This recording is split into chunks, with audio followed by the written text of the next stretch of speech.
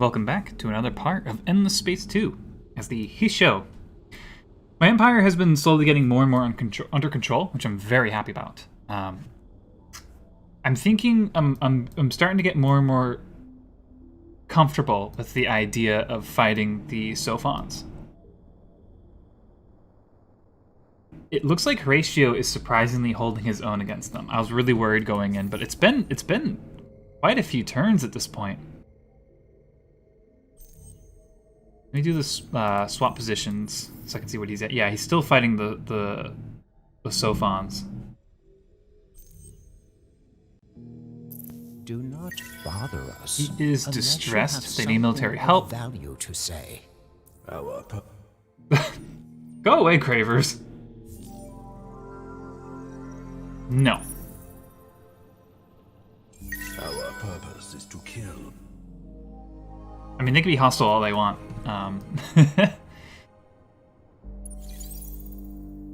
Okay. So things are overall moving along very nicely. My economy keeps bouncing up and down. I've been having trouble keeping it in the positive, but at least hasn't been too much in the negative, and I have a lot of rare resources that can be sold off. I'm gonna have this guy fly over to, how long would it take him to get to Kratz? Crosses closed borders. Nope, can't even physically do it. But, what if I was invisible? 5 turns.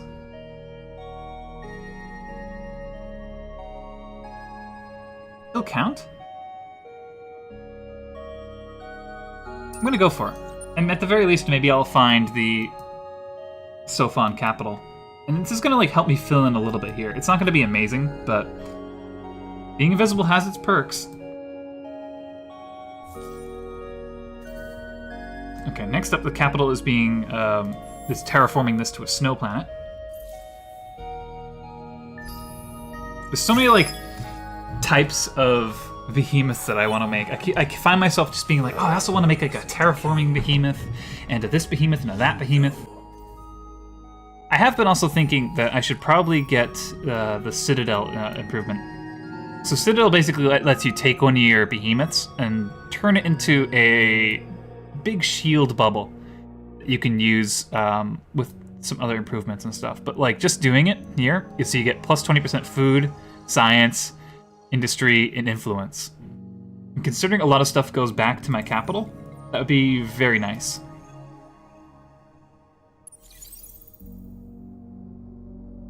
I was also noticing there's an improvement over here. Actually, I think it's from the same for the Fealty Foundation, and it kind of upgrades over time. It costs me some key to actually build, but it's actually like a really good improvement. It's just the problem with it is just the cost is a little bit crazy. Or here, I'm going to do careful sweeping again, I think. Really boost my economy, hopefully.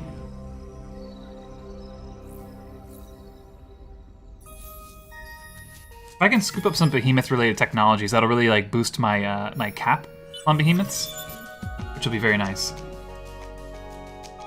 All right, now I have new battle tactics.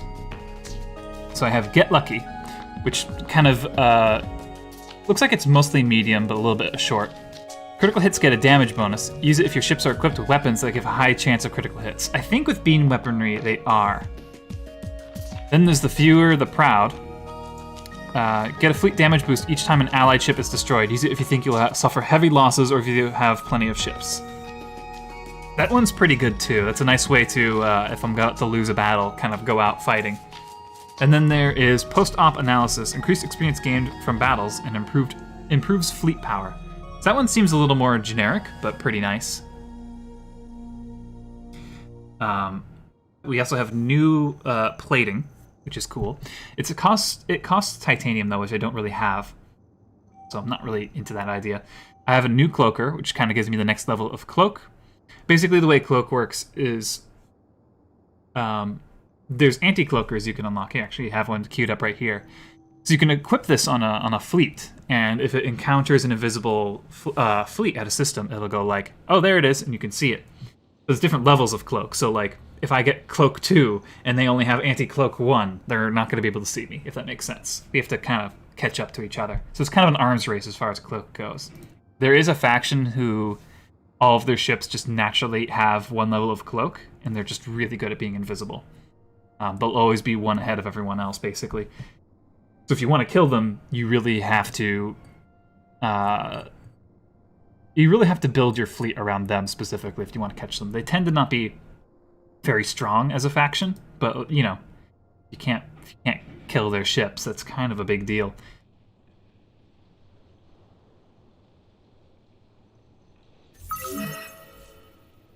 Population still decreasing here in Soidan.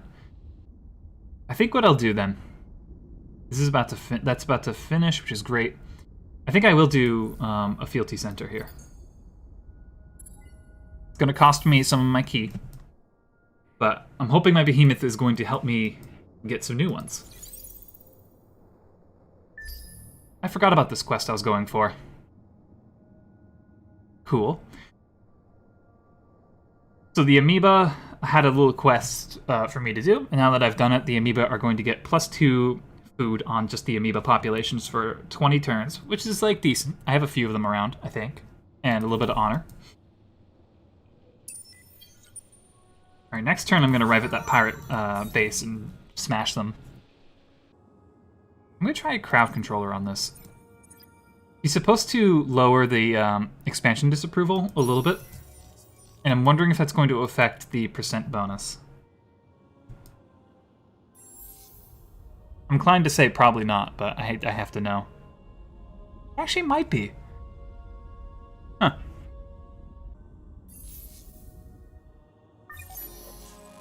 Yeah, I'm gonna throw the Citadel technology on the pile. I'm gonna do that one first, before I do this one. All right, so I have my my new fleet, which I'm very excited about, actually. I think I'm gonna make another economic behemoth as well. Which system of mine has the best production? I think it's my capital. No, it's Vicarus. Okay, Vicarus, you are on economic behemoth duty.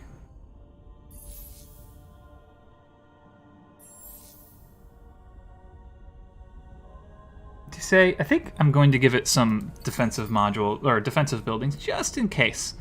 That tends to be one of those things that sneaks up on you a little bit. At first you're like, shh, I'm fine. And then you're not. I really need some titanium, though. The only place I can really get titanium at the moment is if I take over Zubin. Which, granted, is not a terrible idea.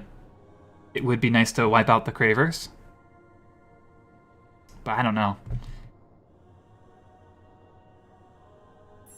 Right now I'm thinking that bullying the Sophons, though, is going to be the way of the future.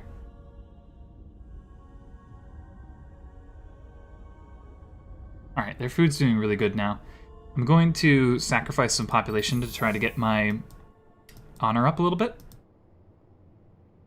I think Brassi has another one of those ones. It's full, yeah. So we're going to sacrifice a population here as well.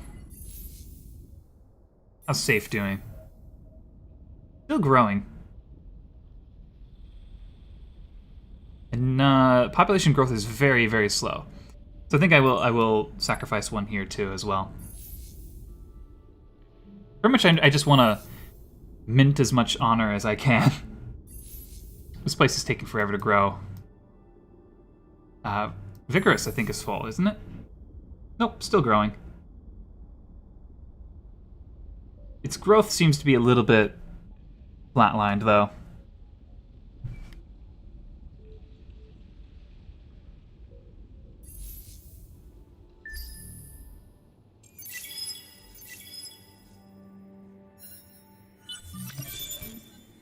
Alright, so now I got some new battle tactics. I have Unlucky Arms, no critical bonuses in battle. Use it against a fleet that inflicts a lot of critical hits. This just turns off crits, which is really good, because if your enemy is just rolling up with a ship that's like designed around critting, you can just be like, no, you're out of luck, sorry, dude. Grim Recycling. Get a strong fleet boost each time an allied ship is destroyed. Use it if you think you will suffer heavy losses or if you have plenty of ships. That's pretty good as well. It has the advantage of if you're in a battle that you know you're going to lose a bunch of ships on, it's a good way to get an extra tankiness. Or if you have a bunch of like old ships that you don't care about and you're like, I just want them to die first and then help the others. Repair and recover is really good. Repairs Empire ships after the battle. That one's really good for sustaining your fleet. I forget how good it is, but Pisces has been hacked, huh? Alright, I'm gonna put some defensive programs there. Hopefully, at the very least, slow that down. I know it's the Cravers, though, let's be honest. Alright, I'm gonna do another blood ritual. The more blood rituals I do, the more honor I get. The more I can build the fealty center.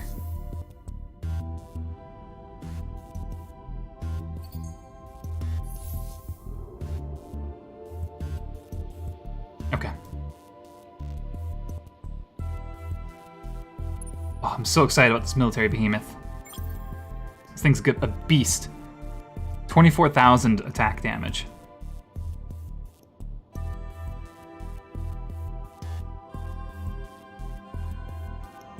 Alright, here's the plan. I'm going to ally with Horatio, because then I believe his capital counts for my conquest victory. And then I'm going to make a sprint with my behemoth into Sofon territory and destroy everything I can and try to find their capital if I can.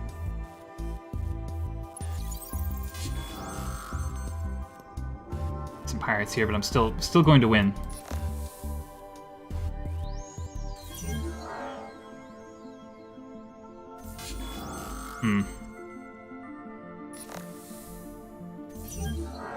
There we go.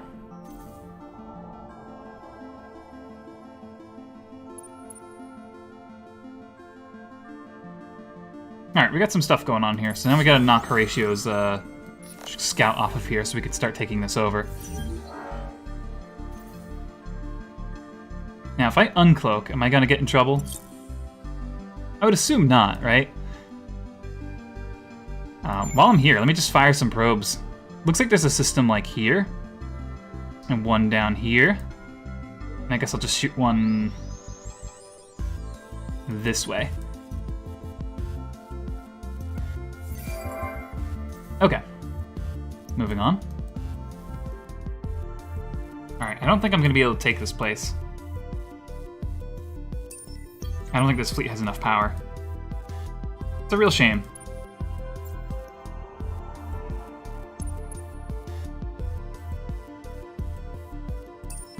I guess we'll hop over there real quick. Now that I have 1k influence, I might change my government. Democracy might be nice. Minus 2% influence costs on law upkeep. Okay. What does Federation give me? Federation's pretty good because of the extra overcolonization penalty. But that's not going to be too much. I think I might go with democracy, though. I'm going to try it. This might be a horrible decision. Alright, we got some super cool anarchy. So it's going to last for 2 turns. And then the military part is going to take over inevitably, which is good, because I want their laws.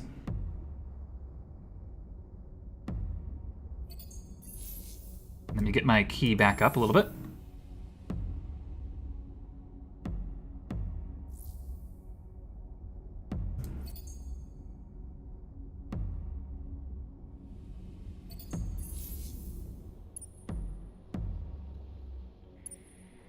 Good stuff.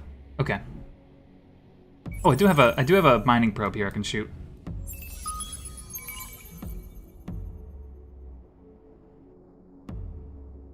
How is Safe doing? It's doing like okay.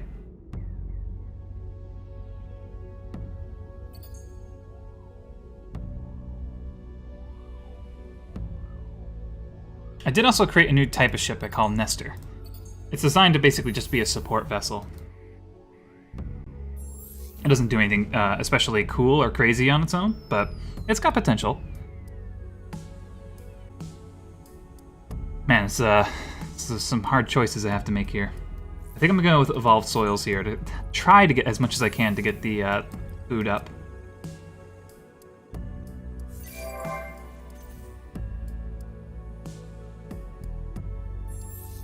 Behemoth is going to take forever. I'm not entirely sure why. Oh, I guess I am full on behemoths. Alright. I guess I'll shelve that for now. I don't want to lose any of my construction progress, so I'll just give it a little bit. I'll put some stuff up ahead of it. These are all kind of on the rough side, huh? I guess I'm going to keep it on public 3D printing.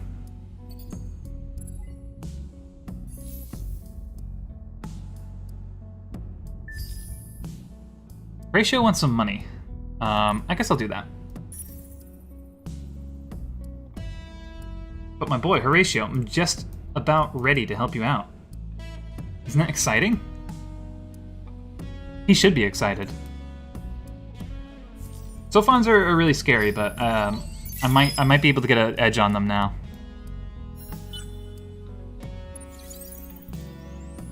The only problem is I'm also sending a lot of my fleet away over here. I think that'll be okay. My plan is basically, once I take over this, I'm gonna fly back down to my own territory, upgrade that fleet, and I think we'll be ready to rumble, really.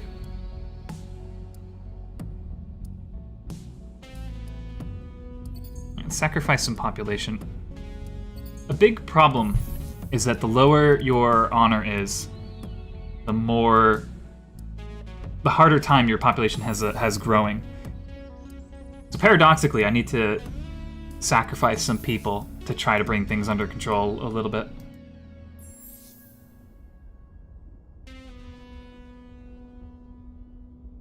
A lot of places are hurting at the moment. I don't know. I honestly don't know what to do here. I think I'm going to terraform it to steps, maybe. Try to give it some stability. It's going to take a billion million turns, but I don't super care, to be honest.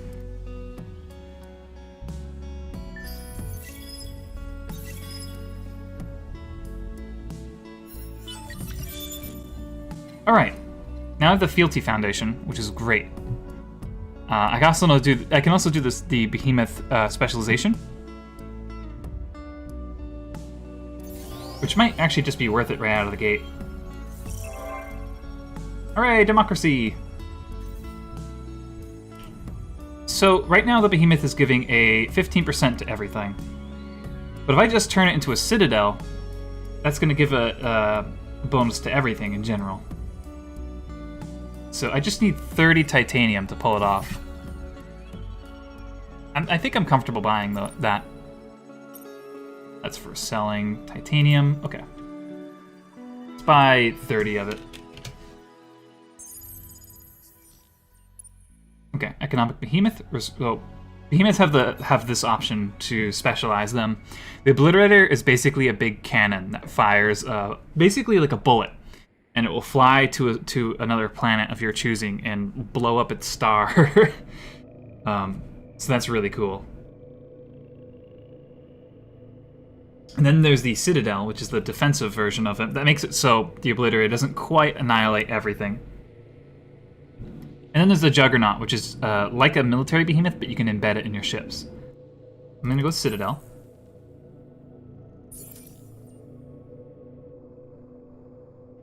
Which I think will be so good, really.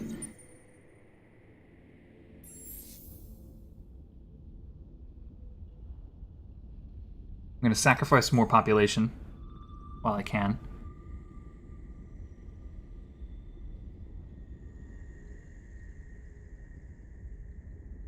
Alright, I have a Fealty Foundation here. How are we doing over here in Dill? Okay, I'm going to turn this into a Fealty Foundation.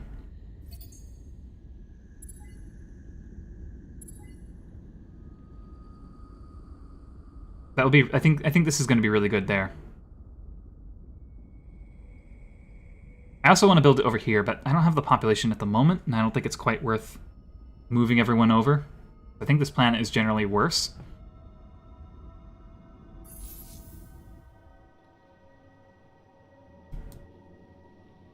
Okay. Some sacrifices coming. Okay. Also, it's definitely going to be worth it here, but I can't really safely do that.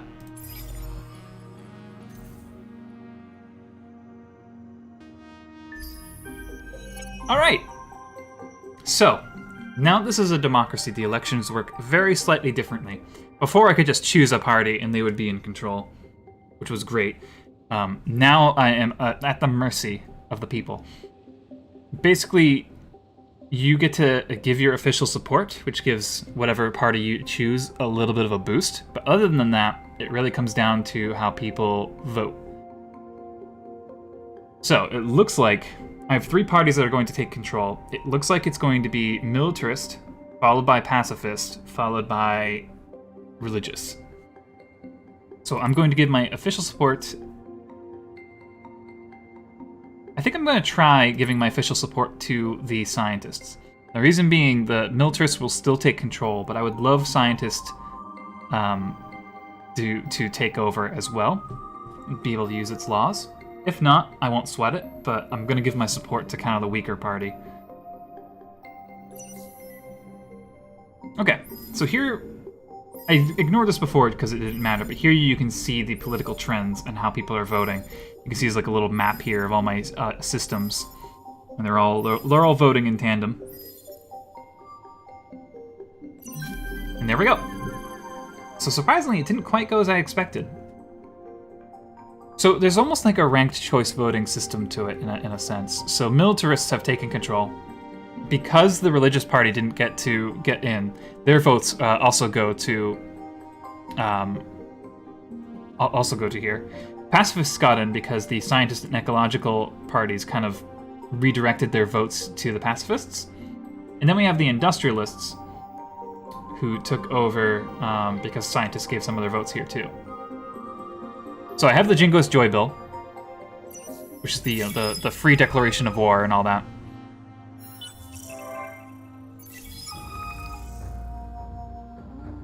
Oh.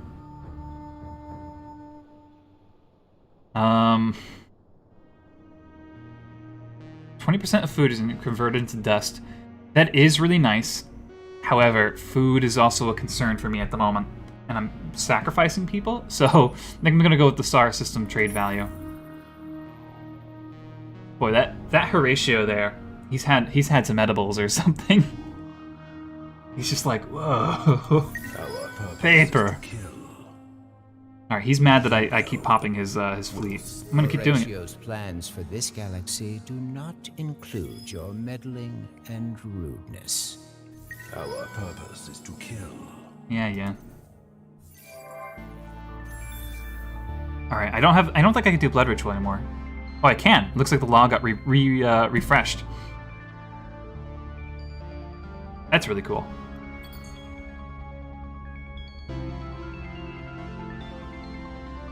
So we're gonna sacrifice more people because, you know, the blood god demands more blood or whatever. But the system has upgraded, which is really nice.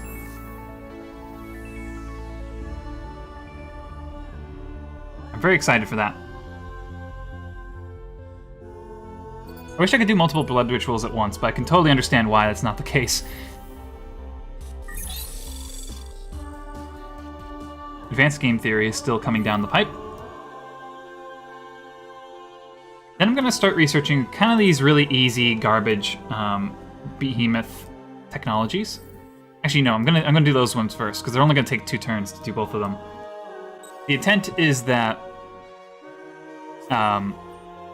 for every X amount of technologies you do, for every 4 behemoth technologies you researched, you have 1 more slot for behemoths. Alright, so this place is done. So I'm gonna have it go back to making the economic behemoth.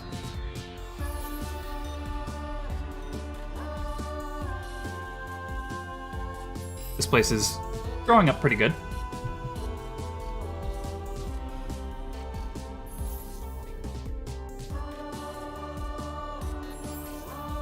really does seem like the fealty centers are making a big difference. So I think I'm going to swap this one over to it as well. They're really good because they provide everything. You know, they're better than the specialized stuff in some ways. They're not as potent on certain levels. Like this one, it's +2 everything per person. If you look over here, then this one's just +2 dust per person and +2 on sterile. So it gives +4 dust, which is really good if you need dust specifically, but this gives you everything. Food, science, growth, dust. All for presumably, you know, there's no like upkeep cost. It's just the one-time key cost. Which I think is more than acceptable, really. I do need to get my honor up, though, pretty rapidly at this time.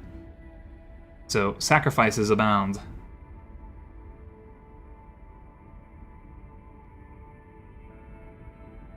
I think I'll sacrifice a guy here too, if it lets me.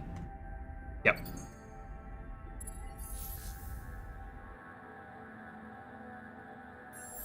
It'll cost a lot of blood, but hey. We're gonna do the sacrifice here, which I think will kill a Craver, which I'm pretty happy about. This place, still negative on food. Like, I just can't get this place to be happy. I mean, these planets are depleted, which is very unfortunate.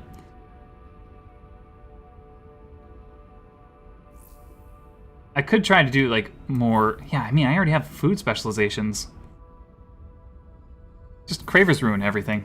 Pretty much the moral of the story.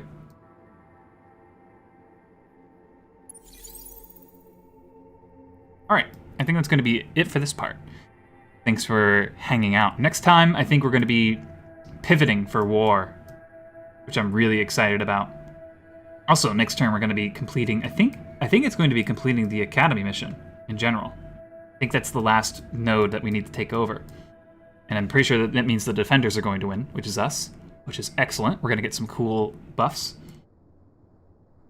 Then, after that, yeah, fighting the Sophons, sacrificing more people probably, and more. Thanks again, and take care.